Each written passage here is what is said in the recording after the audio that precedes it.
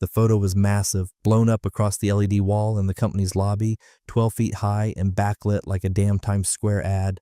My face, full color, a candid from last year's retreat, me mid-laugh, beer in hand, harmless enough, except underneath it, in bold white letters, "Someone needs to learn how to treat a woman."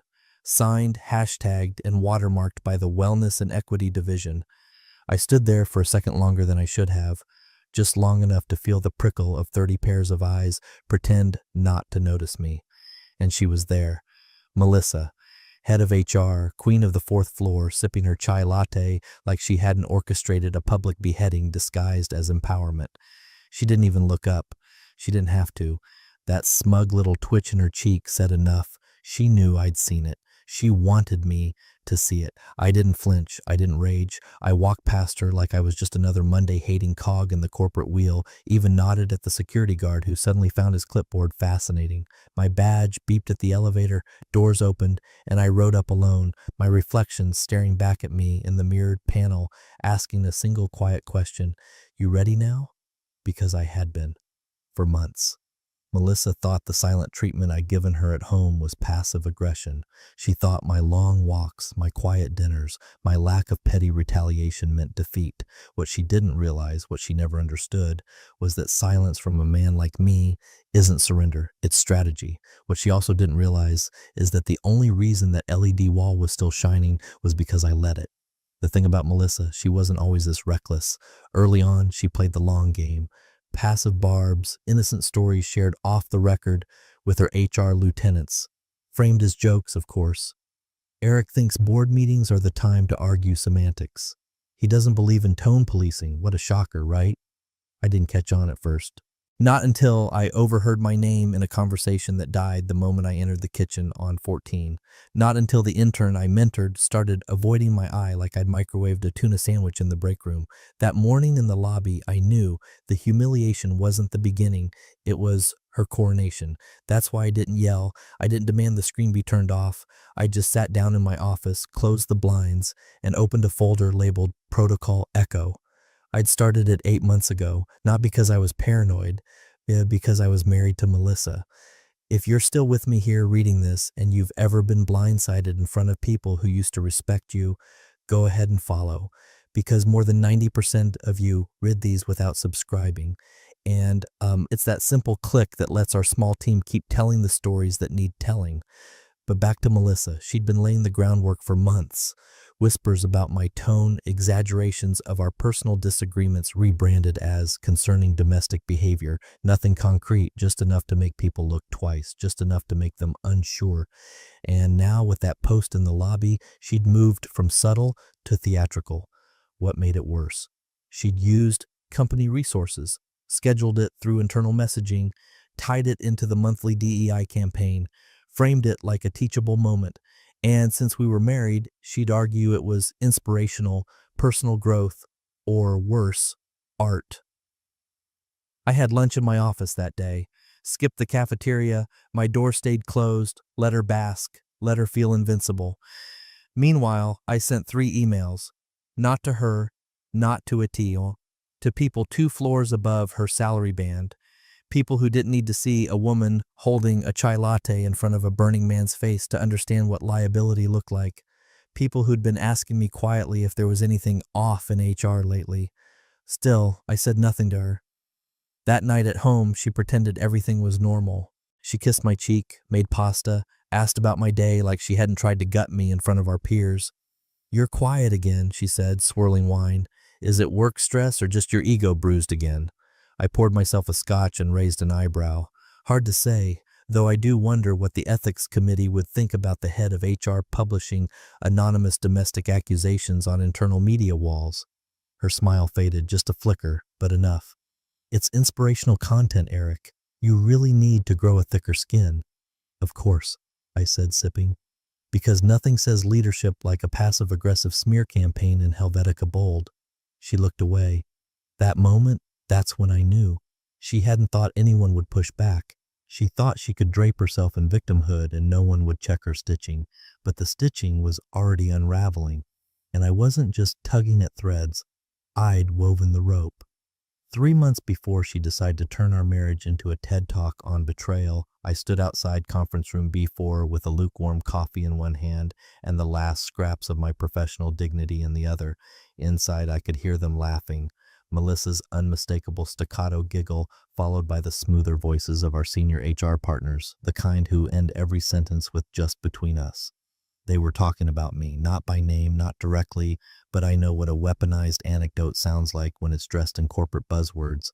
I mean, he still doesn't get tone calibration, but bless his heart, he tries, Melissa said. Laughter. Oh, and get this. He thinks policy nuance is subjective performance theater. I swear I live with a LinkedIn troll, she added. More laughter. And then a voice I didn't recognize, one of the newer VPs maybe, chimed in. Well, at least you got patience. I'd have HR write him up by now. That was the moment. Not when I heard my wife reduce me to a walking cautionary tale. Not when I realized the people I led cross-functional initiatives with were being trained to treat me like a problem child. No, the moment was when I smiled into my coffee and said silently, "Got it, let's get to work." I didn't barge in, didn't ask questions when she got home that night, just nodded when she complained that I hadn't unloaded the dishwasher. The truth is, I didn't have the time. I was too busy building a fortress, brick by digital brick. Every personal slight, documented, not out of bitterness, but for pattern recognition. Every closed-door HR conversation that she accidentally let slip at dinner, annotated.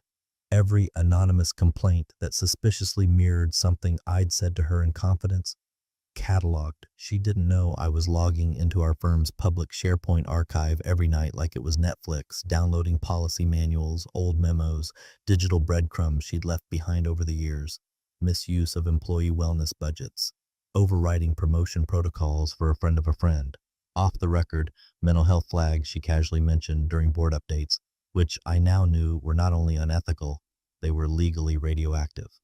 You see, Melissa never worried about lines. She assumed HR meant immunity, that because she was the gatekeeper of complaint channels, she was above being the subject of one. But the thing about being married to someone in HR, you learn exactly how they manipulate the rules. And eventually you find the places where they left fingerprints they thought were invisible. I didn't go to the board. That would have triggered alarms. I went to Greg, the COO, calm, even-tempered, ex-military, old-school ethics, a man who didn't care about office gossip unless it threatened the company's shield. I caught him by the elevators one morning, held the door. "Quick question," I said. "Hypothetically, if someone in a leadership position used HR to leak personal narratives into the workplace, where would that fall on the ethics spectrum?"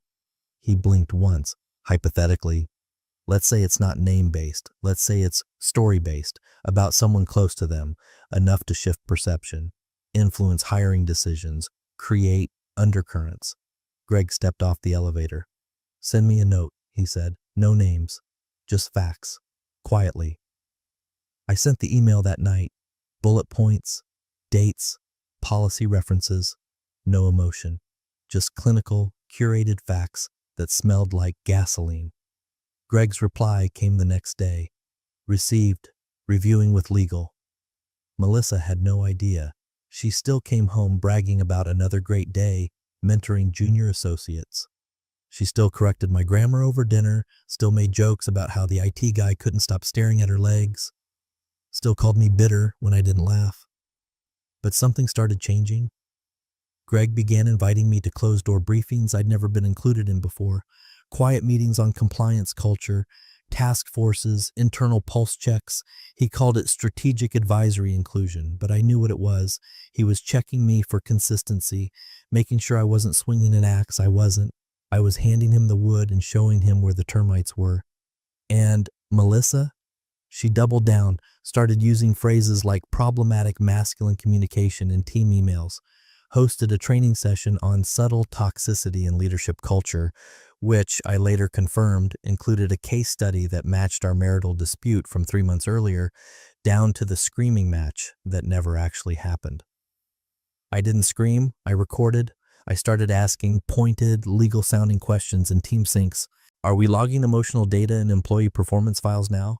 Or was that an isolated incident? How are we anonymizing feedback from direct reports if their language is traceable? She'd shoot me these icy little glances, like I'd broken script, because I had. She thought this was a show, a platform. She never realized I was treating it like a deposition.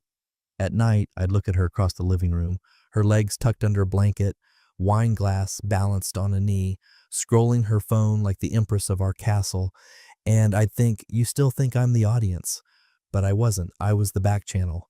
Melissa wore red, not office red, not blazer and pumps red, but theatrical, unapologetic, post-divorce fantasy red, a cape-sleeved dress that fluttered behind her as she walked into the auditorium like she was stepping onto a battlefield she already knew she'd won. The name card on her seat said Melissa H., Director of People and Culture. Front row, stage left. I watched from the back, arms folded. She hadn't seen me. She wouldn't expect me at the Women in Leadership panel.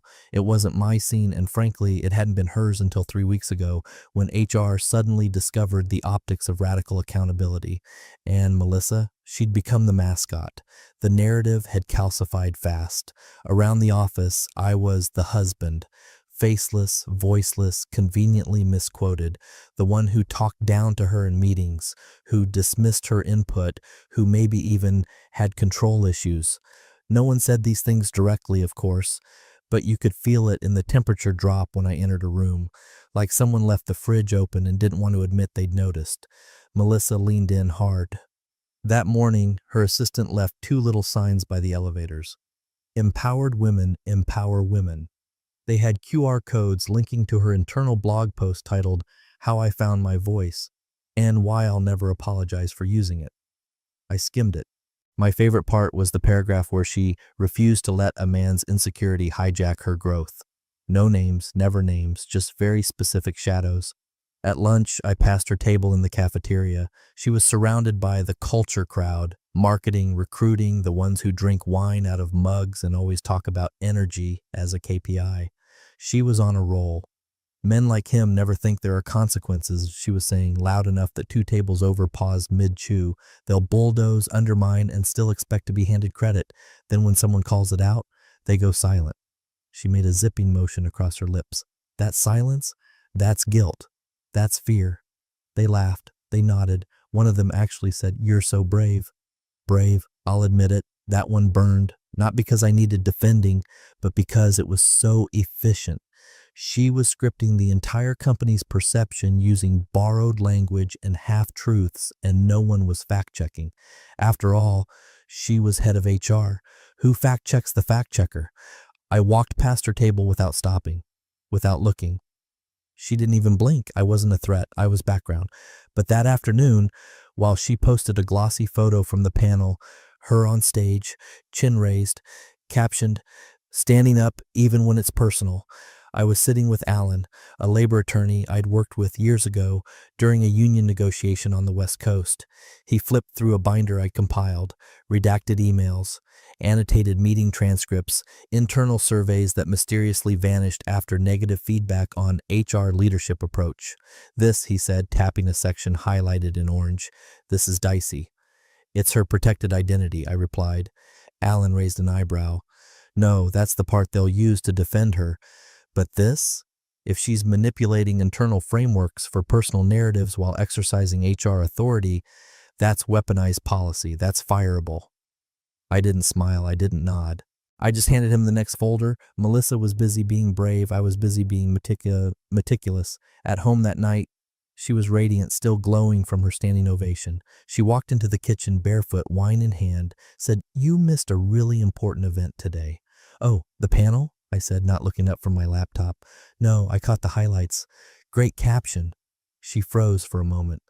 You saw the post? Mm-hmm. Standing up, even when it's personal. Very subtle.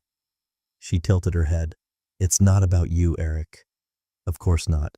Just coincidentally timed with an ongoing internal shift in cultural narrative and an audience full of your direct reports. She took a sip, eyes narrowed. You always do this. Undermine. You think you're smarter than everyone. No, I said, finally looking at her. I just don't advertise my IQ on posters next to vending machines. That one hit. She tossed her glass in the sink, not smashing it but hard enough to make a point, and stormed out. I watched her go. that red dress trailing like spilled paint down the hallway. She thought she was at her peak, untouchable. The story's hero with perfect lighting and a microphone. She didn't realize she was already on stage under cross-examination. That while she was writing slogans, I was rewriting structure. She didn't know the ethics committee had flagged her post for review. She didn't know her assistant, the one who printed those signs, had sent me a DM that morning. This feels off just saying. And she definitely didn't know that Greg, the COO, had sent a 3-word email that afternoon. Keep logging everything. Melissa had her moment of power. It was loud. It was rehearsed. It was beautifully documented. And it was exactly what I needed. The message came in at 9:04 a.m. Just 5 words, clean and clinical. Can we talk in private? It was from Sylvia Becker, our general counsel. The kind of woman who spoke in carefully measured units. 3-syllable bursts if she could help it, 2 if she meant business. No emojis, no fluff. The kind of tone that always felt like it was holding a smoking gun and an NDA in the same fist. I replied with a time and a floor. 10 minutes later, I was sitting across from her in a glass-walled office that overlooked the downtown skyline. Sylvia didn't offer coffee. She just tapped her laptop twice, locked it, and said, "There's been a quiet complaint. Junior compliance associate, female, claims she was retaliated against after reporting a hostile interaction with a senior exec." I blinked. "You thinking Brett?" Her eyes flicked up, unreadable. "It's not about guessing. It's about patterns. The associate says she flagged the issue through HR 6 months ago. Nothing happened. A month later, she was put on a PIP. My breath didn't catch. Not anymore. But it slowed. Melissa? No names, she said sharply, then softened. But yes, you and I both know who signed off on that PIP, and it wasn't performance-based. She let that hang for a moment. I let it fall. I've been keeping documentation, I said finally. Not on the harassment case, didn't know about that, but on Melissa. Not personal, not emotional, policy, protocol, a lot of small moves that added up to patterns, conflicts of interest, selective enforcement, reputation steering. Sylvia didn't write anything down. She didn't have to. She was the kind of lawyer who remembered exact phrases. She once quoted a 2014 email verbatim in a board meeting and left 3 directors looking like someone just read their browser history out loud. "Can I see it?" she asked. I handed over the drive. Simple. Encrypted. Labeled Echo Doc. She plugged it in, browsed for 5 silent minutes, opened a few files. A redacted feedback survey from a female analyst who'd rated HR unsafe to approach. A Slack export showing Melissa discussing a junior hire's emotional instability in a private channel with a laughing emoji. A policy amendment Melissa pushed through last quarter that conveniently allowed bypassing HR review for certain executive decisions if relationship context was involved. Sylvia finally sat back, arms crossed. She's been busy. I didn't respond, just waited. "Here's what's going to happen," she said. "You stay quiet. No retaliation, no gossip, no hero speeches. Don't engage with her directly unless it's necessary. We'll handle it from here, discreetly." And the associate? She's safe now, temporarily reassigned. I've already pulled her digital audit trail and flagged the PIP for external review. I nodded. "And Brett?" Sylvia didn't blink. "Brett's not untouchable. He just hasn't been told that yet." I sat there a little longer after she stood, not because I was stunned, but because the air had changed. I could feel it, the fatigue that had weighed me down for months, the sense that I was pushing uphill against fog, had thinned, not cleared, but now I wasn't alone. There's a unique relief in institutional alignment. It's not warmth, it's not safety, it's leverage. And it doesn't come with applause, it comes with silence, the kind you hear in a courtroom before a verdict. That afternoon, Melissa was giddy again. Apparently, her blog post had been reposted on a regional leadership site. Someone called her the voice of modern HR. She sent me a screenshot while we were both on the couch, feet from each other. "You didn't even say congrats," she said, fake pouting. I looked up from my laptop. Didn't know it was official. I thought it was just content. She narrowed her eyes. "You're being weird." "Nope, just quiet." Melissa hated when I was quiet. Later that night, I walked out to the backyard and sat under the string lights she bought last summer. The ones she said made us look like the kind of couple who had wine nights and rustic charcuterie boards instead of unspoken war zones. I scrolled through the drive Sylvia handed back. Nothing deleted, nothing edited. Because she didn't need to manipulate it. She trusted the truth to do its job. And for the first time since Melissa weaponized a marriage into a narrative, I felt the weight shift. She still thought she was the storm. She didn't realize she'd been cataloged, footnoted, and filed under active review. I wasn't striking back. I was just watching her walk straight into the part of the building where the lights had already started flickering. The email Melissa received was short, surgical, and almost painfully polite. Subject: inquiry regarding visual content in shared office spaces. Dear Melissa, we'd appreciate a brief clarification regarding the content displayed in the main lobby earlier this week. As per standard workplace guidelines, any media shared in communal areas should reflect company-wide values and comply with internal communications protocol. Kindly respond at your earliest convenience. She snorted when she read it, literally snorted, like she was reading spam. At breakfast, she tossed her phone on the counter beside her protein shake and rolled her eyes. Legal wants to talk about the wall photo. Can you believe that? I didn't look up from my eggs. Oh? Yeah, they're pretending to care about shared space ethics. Like it's not obvious who pulled that string. I let that one hang. Then she added, anyway, I told them it was just a joke and that you're my husband, like, hello, First Amendment? I blinked slowly. You told them that? She sipped her shake. Of course. It's not like I made a scene. People loved it. Empowerment, conversation, blah, blah, HR gold. I chewed my toast, nodded. Makes sense. I mean, who needs consent when you've got a narrative? She didn't respond. Just muttered something about thin-skinned men and went back to scrolling her emails. At 1:17 p.m. that same day, I was called into a meeting, but not on my calendar, no invite, just a knock on my door from Greg's assistant and a polite, they're ready for you now. They turned out to be 3 board subcommittee members, Greg, Sylvia from legal, and Maria from corporate risk, the kind of meeting where no one smiles and there's only water on the table. The kind of room where reputations don't rise. They're rebranded. Eric, Greg said, gesturing to the seat. Close the door, please. They offered me a role, not a title, a function. Interim oversight on culture and ethics during ongoing structural review. Unofficial at first, but with direct access to board reporting, internal audit streams, and a dotted line to Sylvia's legal team. It's not a promotion, Maria said plainly. It's a safeguard. And a test, Sylvia added. You've been observant. I sat still for a second too long, not because I was surprised, but because the absurdity of it almost made me laugh. Melissa, queen of HR, evangelist of equity, architect of my public shaming, had no idea that her husband just got handed a scalpel with the company's full blessing. I'll take it, I said quietly.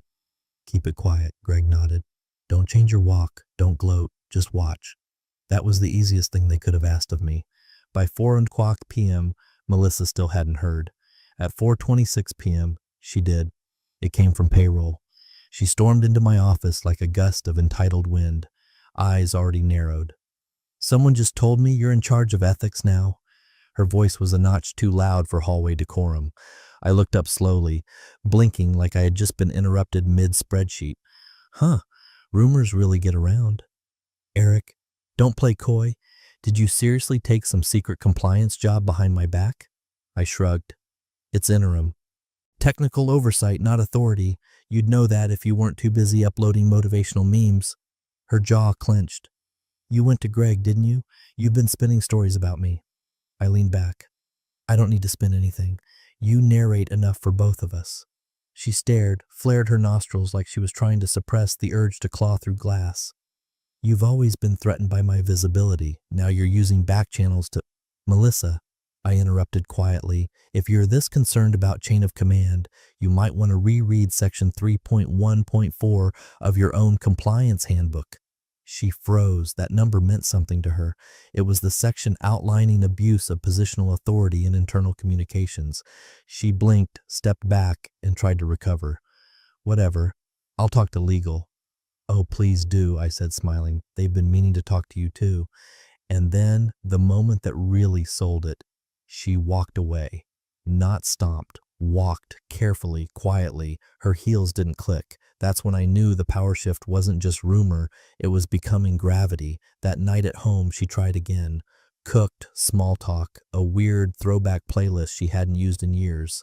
"You seemed happy today," she said, eyes searching. "Must be the eggs," I said, not looking up. She gave a tight smile, and we both knew she hadn't seen the last move. Only the opening play. Melissa was still playing HR poker. But I had the deck. Melissa was halfway through her morning smoothie when her phone rang. She didn't even glance at the caller ID before answering, because who calls at 7:42 a.m. unless it's urgent or dramatic? And Melissa adored being the center of either. She hit speaker with a practiced thumb flick, already mid-eye roll. "What is it, Sarah? I haven't even meditated yet." Her attorney didn't match the energy. "Melissa, take that post down." The blender stopped mid-pulse. Melissa blinked. "What post?" "Don't play dumb." "The lobby photo. The quote. The display." Melissa tilted her head, annoyed. "That thing? Oh my God. Are we really still on about that? I already told legal it was a personal empowerment piece." "Melissa," Sarah cut in, voice flat and sharp, "you have no clue who just saw it." Melissa stood still for a beat. "You want to elaborate?" "The managing partner from the external counsel firm. Our external counsel. He was in town yesterday for the ethics review alignment, popped into HQ unannounced. He saw it, not just the screen. He saw your husband standing under it. And then, 2 hours later, he opened an internal report you're named in."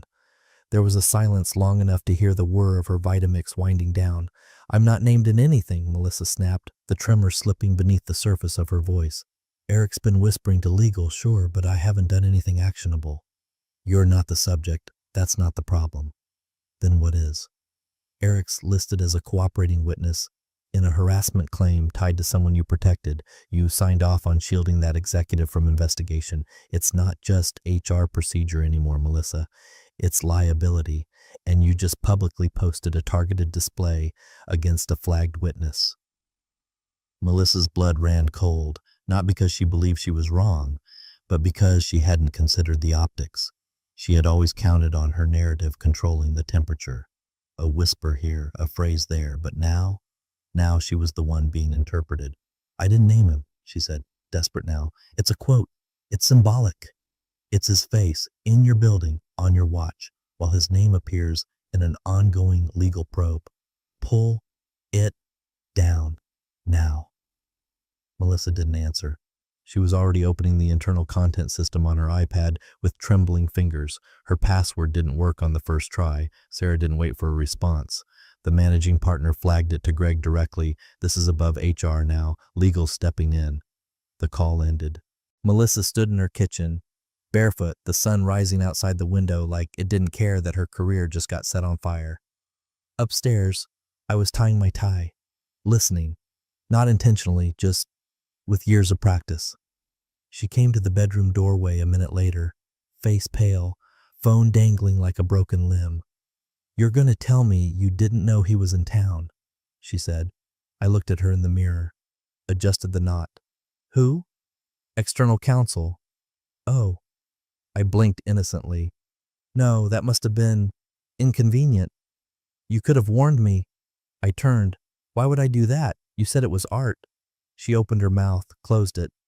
"Melissa," I added gently, "you lit the match and held it up like a spotlight. You can't blame the fire for having an audience." She didn't follow me down the stairs. By 9:30, the display in the lobby was gone, replaced by the default company banner and a rotating slideshow about cybersecurity hygiene. By 11, Melissa was seen ducking into the general counsel's office. Twice. By 1 o'clock, Sylvia sent me a message. "For your awareness, external review has begun. Please refrain from internal commentary." I replied, "Of course," always compliant. That afternoon, I walked past the break room and caught a snippet of conversation, someone muttering, "I thought she was smarter than that," followed by a sympathetic, "She's probably just under stress." Melissa wasn't just under stress. She was cornered by her own reflection. She'd climbed the throne on performance, perception, and precision. But now, with one careless empowerment post, she'd ripped her own curtain back and revealed something worse than cruelty. calculated blindness. She thought she was schooling the world on consequences. She didn't realize she just taught herself what they actually look like. The knock on Melissa's office door wasn't a polite tap. It was a rhythmic 3 count, followed by Sylvia's voice. "Got a minute?" She smiled like she always did, tight and polished, even as her shoulders stiffened. "Of course," Melissa said, "just finishing up a culture initiative draft." Sylvia walked in with a yellow legal pad, no laptop, not her usual style, no small talk either. "We've received a formal complaint," she began, "anonymous, about workplace retaliation. You're named directly." Melissa blinked, like someone had just told her the ceiling was made of ice. "What? From who?" "Anonymous," Sylvia repeated, "but they've submitted documentation. Screenshots, meeting logs, redacted emails. We're looking into it." Melissa's laugh was brittle.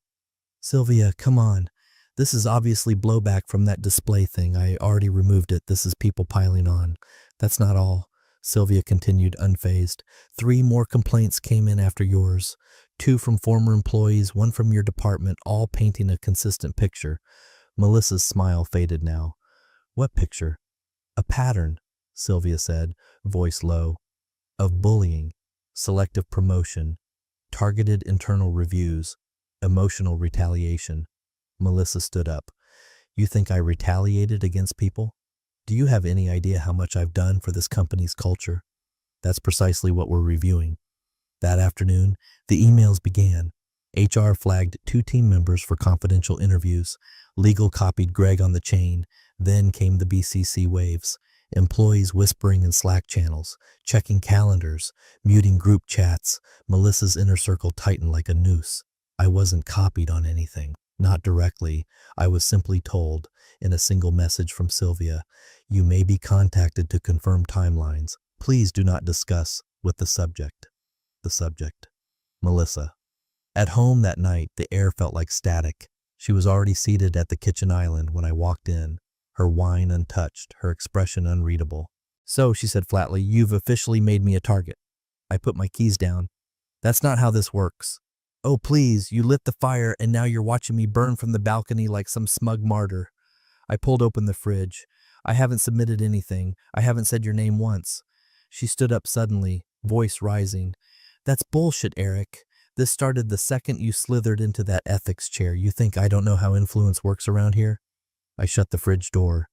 "If you're losing control of your narrative, maybe it's because people finally feel safe enough to tell their own." She pointed a trembling finger. "You think you're so noble, so principled, but you didn't build anything. I built this culture, this department, me, and you're just sabotaging it because you're bitter I outgrew you." I stared at her, not angry, just tired. "You didn't outgrow me, Melissa. You just stopped pretending you cared." I walked out of the room without waiting for the reply. The next day, her name was quietly removed from the leadership mentoring calendar. Her monthly culture newsletter got reassigned pending editorial alignment. A compliance officer from an outside firm was looped into HR's department meetings without explanation. Word spread fast, not publicly, but fast. People started coming forward. A junior recruiter who'd been told she wasn't emotionally mature enough. After flagging inappropriate jokes, an operations analyst who said Melissa moved him to another team after he turned down her friend's pitch for a women's initiative accelerator with no metrics. Even a former assistant who claimed Melissa had monitored her calendar invites and canceled her one-on-ones with legal because they didn't concern her role. None of it was explosive, not in isolation, but together, it was cultural rot.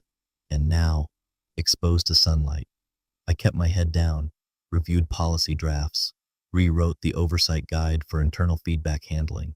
Every so often someone would pass me in the hall and offer the briefest nod, nothing more, but it said everything. Melissa, meanwhile, shrank. Her presence dimmed. She stopped walking with her usual heels-clicking confidence, started wearing darker blazers, skipped lunches. Her entourage, the ones who used to cling to her in break rooms like moths to a flame, suddenly remembered meetings, calls, deadlines. On Thursday, I passed her office. The door was closed. Lights dimmed. Outside, a new flyer had been pinned to the HR board. Zero tolerance for retaliation.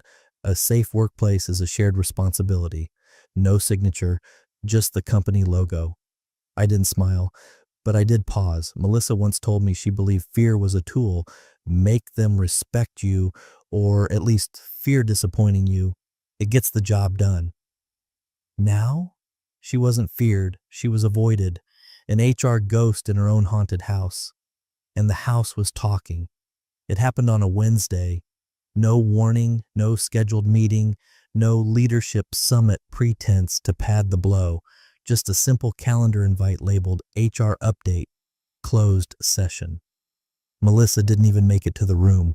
At 9:02 a.m., she was called into Sylvia's office with the head of corporate audit and a neutral observer from external compliance, one of those blank-faced third-party types who speaks only in policy numbers and whose presence alone means something's about to collapse.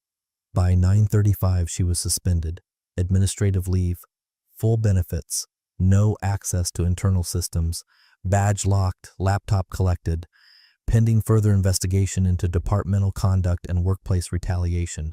She texted me twice during it. I didn't reply.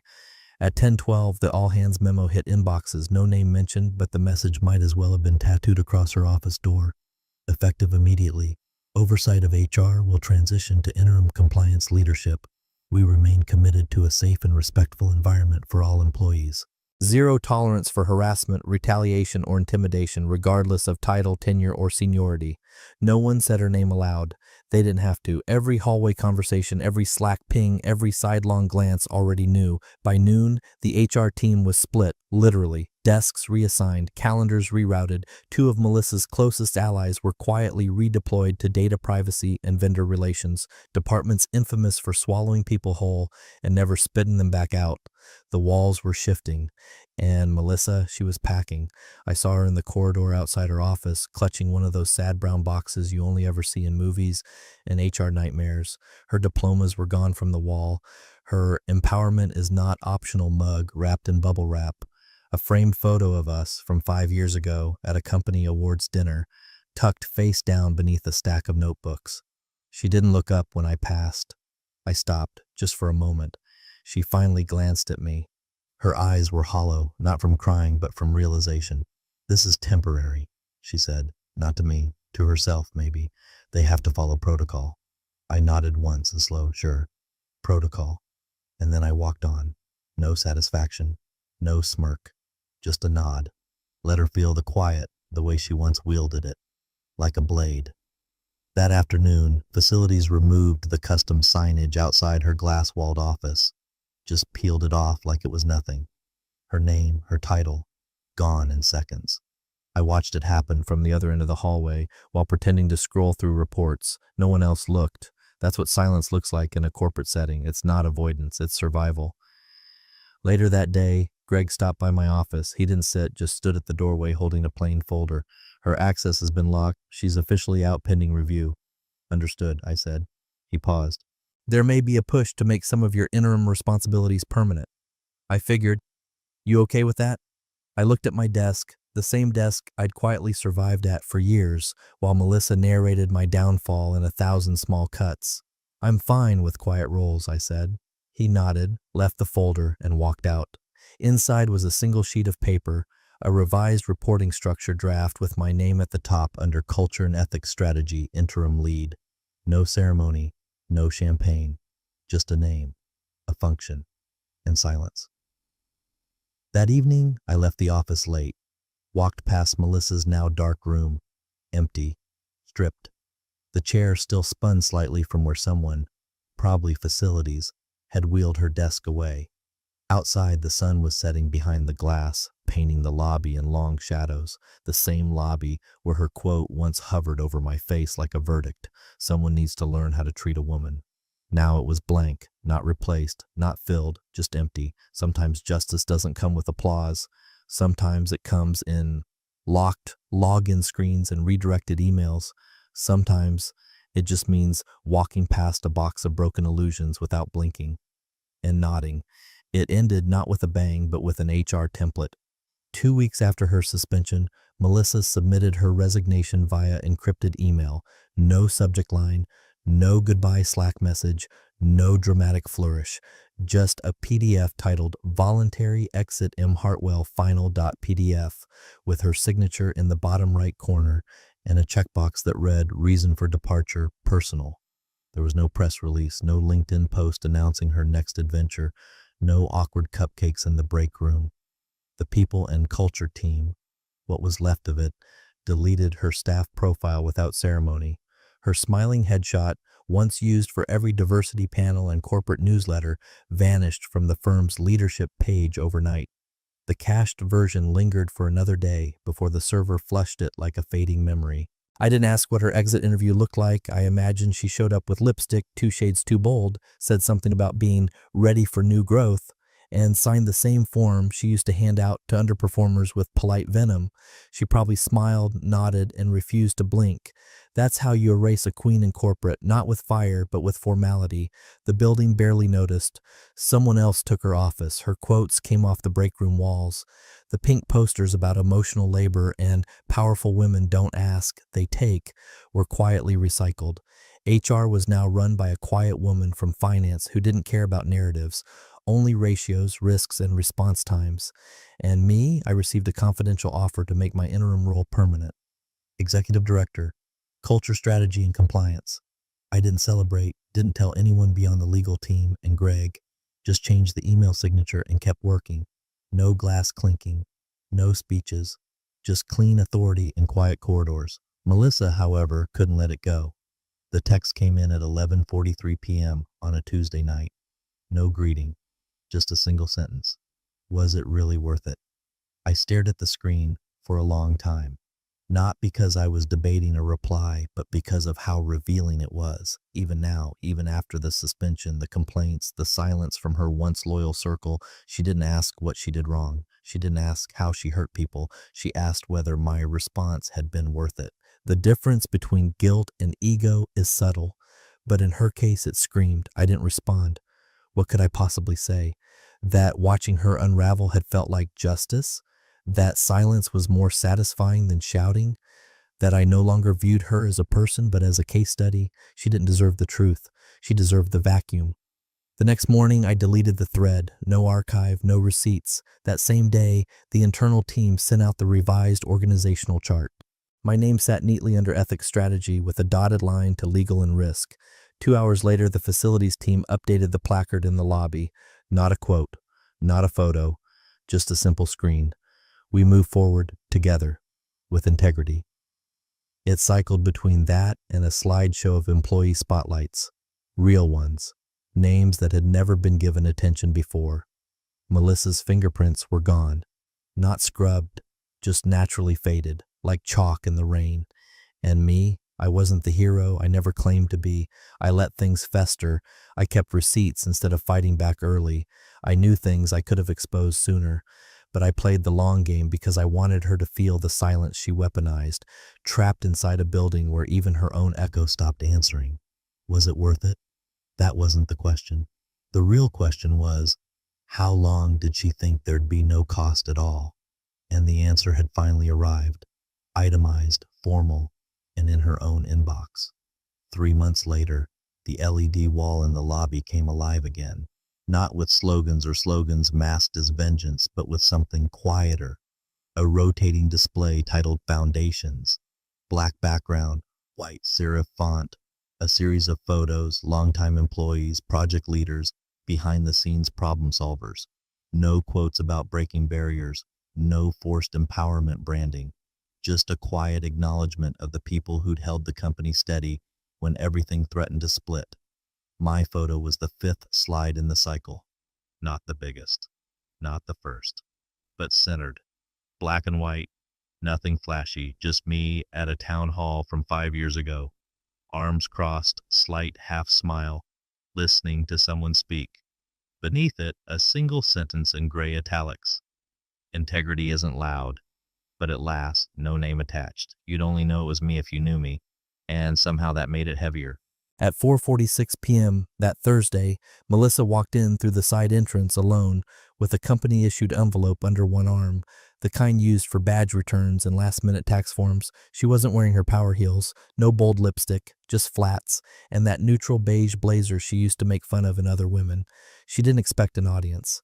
And she didn't get one. No one looked up, no one paused. Reception barely glanced her way. The security guard, a new hire, didn't recognize her, just buzzed her in with the casual nod he gives to every exiting employee who's already halfway out the door.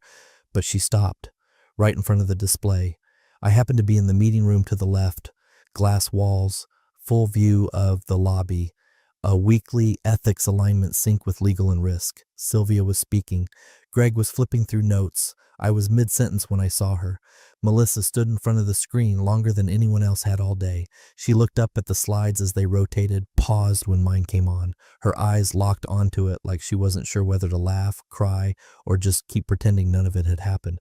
She didn't smile, didn't frown, just stared, like she was trying to understand how something so quiet could outlast everything she'd built.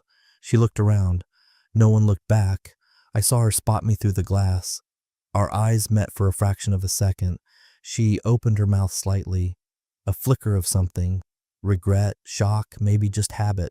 Like she expected me to acknowledge her because once, years ago, I always did, but I didn't nod, I didn't smile. I turned back to the table and said sorry. As I was saying, our feedback loops need to be restructured to prioritize anonymity without compromising traceability. And that was that. By the time the meeting ended, she was gone. Reception confirmed she'd dropped her badge and parking pass.